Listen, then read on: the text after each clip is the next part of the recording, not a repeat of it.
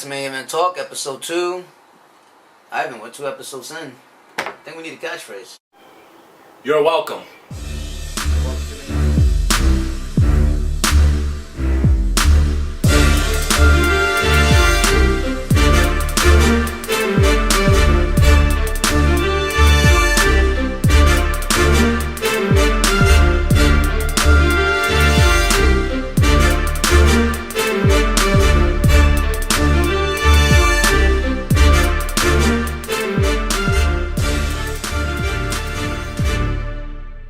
Welcome to Main Event Talk. Ivan, today we're doing strength in numbers. So basically this is very simple. We pick a subject, we give the percentage of higher or low of what we think is going to happen. It's that simplistic. Just follow the chart on the bottom, it'll help you keep up with us. Ivan, first topic of the day. Well, Bryan Punk, main event, WrestleMania 30. Yeah, I think there's a 90% chance that's going to happen. Like I said, I think these are the two elite guys like Rock and Austin was to the Attitude Era. They're to this generation. We could see them in the next 3 WrestleManias main eventing, and it's going to happen. I give a 10% chance it's not going to happen because, you know, injuries and, you know, storyline changes. The fact that I still think Vince McMahon doesn't really fully trust them with the main event spot, both of them, but I don't think he has much of a choice. I mean, I can definitely agree with that. I'm going to say, 90% as well. It's like, again, it's like having Hogan under the Giant, Hogan Warrior, or even Shawn Michaels, Stone Cold Steve Austin. A match like that, headlining WrestleMania, or even being in that card, would definitely be one of the, could be a great match, one of the greatest matches in WrestleMania. It's going to be great. It's a money match. It definitely is. We see their matches at ROH, you see what they did maybe a year or 2 ago over the Limit pay-per-views, and what they did on Raw. It's nothing compared to what they could do at WrestleMania in the big stage. They're the 2 biggest faces of the company. It has to happen. It's definitely got to happen.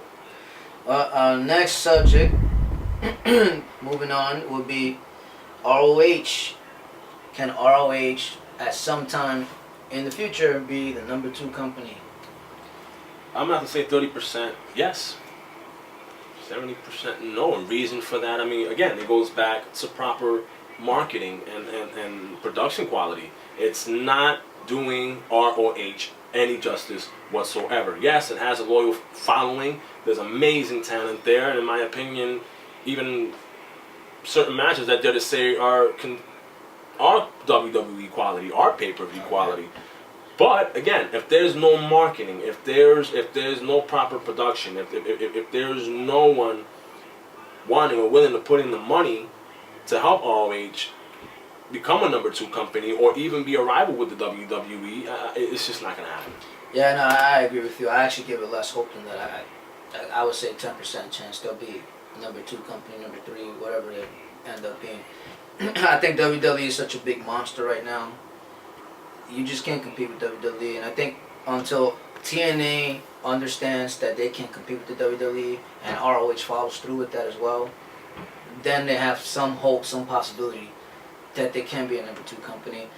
What they need to realize is that they need to be an alternative to WWE. So when you're watching people like Matt Hardy, when you're watching people like Kurt Angle, that's not an alternative to WWE. You're just giving them the same stuff they watched 3 years ago.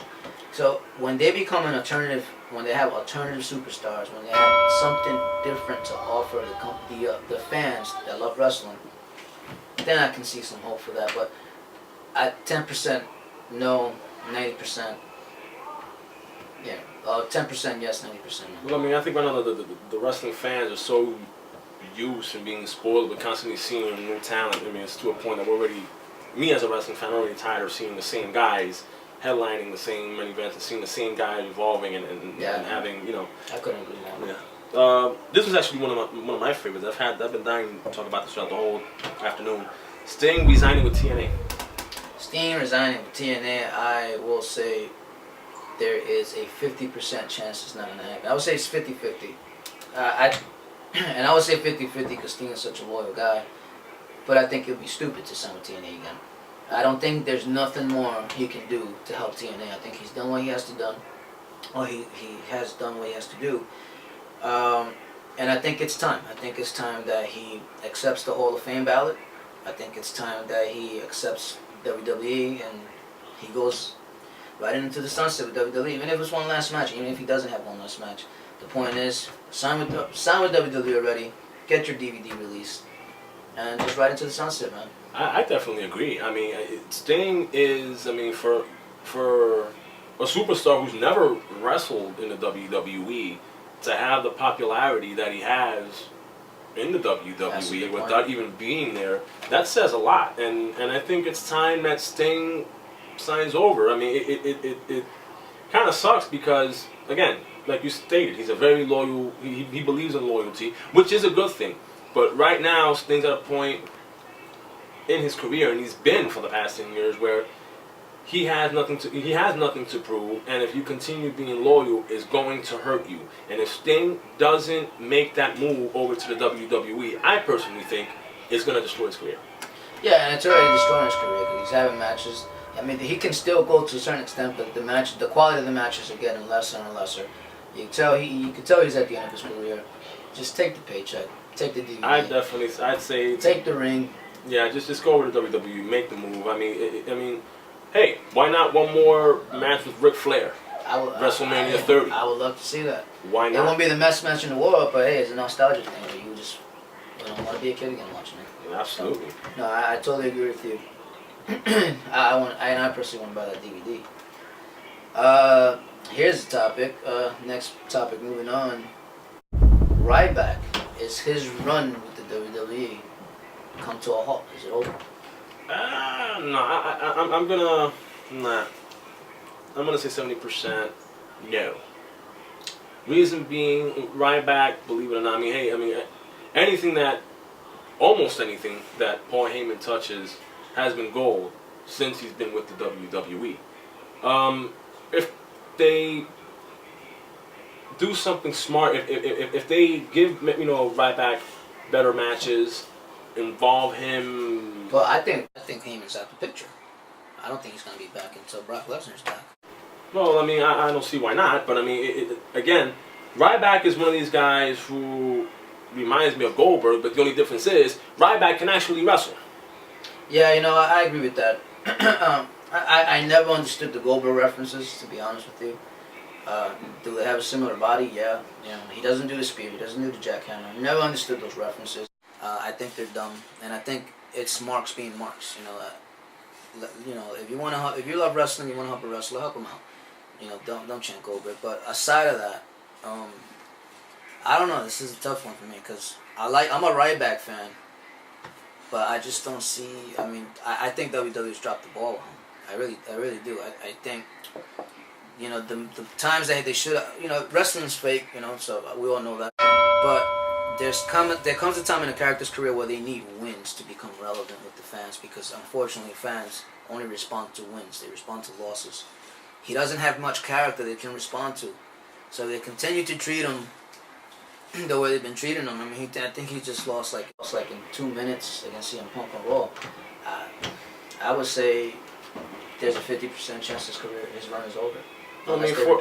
Fortunately for Ryback, he's still young, so he has a long way to go if they use him the right way. Now, TNA runs dry with talent, and to be honest, right now, TNA, there's nothing more drier than dry rub, and that's TNA. TNA runs with dry talent, yes or no? Yeah, I think so. And a lot of people will agree with you, will disagree, because there's a lot of loyal TNA fans out there, or people that just hate TNA or WWE. Daniels, Styles, Samoa Joe, Bobby Roode, James Storm, Kaz, those guys I just named right there. 5-6 years ago, you would have said those are the 6 best names in the industry today. You know what's funny, and not to cut you off, Dave, but is it just me, or did he just mention the whole TNA roster? Right, and that's my point. And you got a bunch of guys that are already in their mid-30s. They're going to hit their 40s. The talent's already ran dry. The young talent that people used to praise 5-6 years ago are no longer young. They're hitting their old age. They're hitting what's supposed to be their prime. And they haven't hit their prime. Have they run dry? Absolutely. I would say 99.9999% they ran dry. I'm going to say 100%. I mean, let's just face it. I mean, with all these 6 gentlemen you just mentioned, right now, TNA should be selling out much bigger arenas. If you had guys who know what they're doing behind production, right now these guys should be making, I'm not going to say the same numbers that the WWE is making, but something close enough to it. Well, yeah, I mean, compared to the potential they had 5-6 years ago, absolutely, yeah. People thought they'd be a lot bigger right now. You know, and to think maybe with the gut check, I thought that would help out in involving young stars. I haven't seen one yet. What are they doing with these guys? Gut check was a complete joke, but that, I mean, we could use that for another subject, but that was a complete joke. Gut check from laughing so much. Exactly. So next headline, Survivor Series. Are we going to see traditional matches this year? I'm going to say 40% chance. Yeah, why not? I mean, I don't think there's anything wrong with going old school every once in a blue. And I mean once in a blue. Not have a 2-year run like World Championship Wrestling did. Fans love to see teams. I mean, I don't see anything wrong with having, like, for example, you had Lex Luger with the Steiners, The Undertaker against, the Foreign Fanatic. I mean, things like that, I mean, I would love to see again. Yeah, you know what? I wouldn't even mind it if it was back in the late 80s, early 90s, where you had the full pay-per-view card with traditional matches, even if it's just, like you said, once in a blue. They need to do something different. And I know, like, 3-4 years ago, they were in danger of actually eliminating the whole Survivor Series concept or pay-per-view because it just wasn't selling. And I think they need to go back to basics a little bit. I do see it happening this year because they got, you got the Wyatts feuding with Punk and Bryan, and you got the whole corporation thing going on. So they'll be stupid not to take advantage of that. But I just don't want to see one big Survivor Series traditional match. I would actually like to see more than one card. I mean, it would be pretty awesome if at the end of this the matches, if you could have the winners of both teams have a finale at the end. Not just for bragging rights, but just to give a show. Let's take it back to 1991. Let's do it again. Yeah, I totally agree with you. All the good guys, all the face winners against all the heel winners, and maybe they need to add more to it. I mean, there's rumors about it turning into a War Games kind of pay-per-view, but we could touch base on that. Definitely, let's leave War Games where it is, in a cage. Jay Briscoe, the star in wrestling. He wrestles like a star, he just doesn't look like one. So I would say there's a 10% chance that he is a star in wrestling. 90% chance he just doesn't look like a star. I mean, I've seen him cut promos, via YouTube, and it's bothers me how a man who possesses such great in-ring quality is like the second he opens up his mouth is like, for Christ's sake, shut up already. Yeah, I think Jay Briscoe, and I said this plenty of times, a lot of people will disagree. Jay Briscoe is proof that the Attitude Era does not make stars. Attitude Era is just full of promos, full of segments, is not full of real matches, and they're basically trying to sell this guy based on his promos and based on his attitude. And it's not working. It's making him look like trash. It makes the company look unprofessional, and it just makes them look like you can't create a star like that.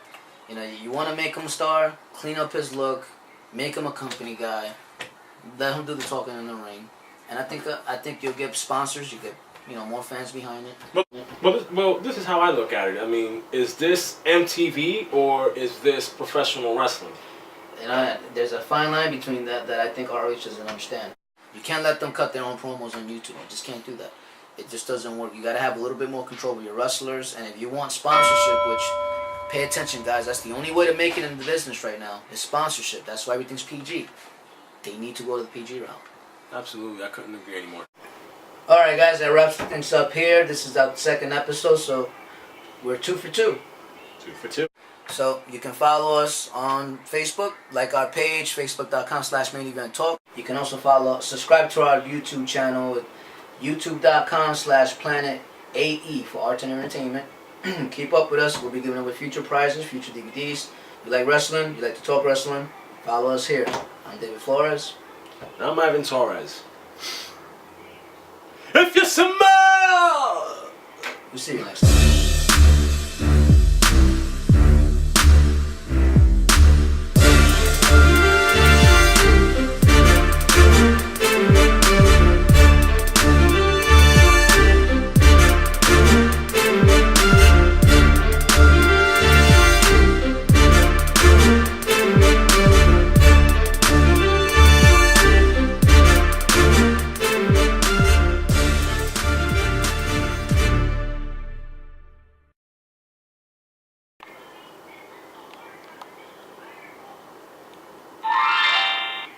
Da-da-da-da-da-da-da.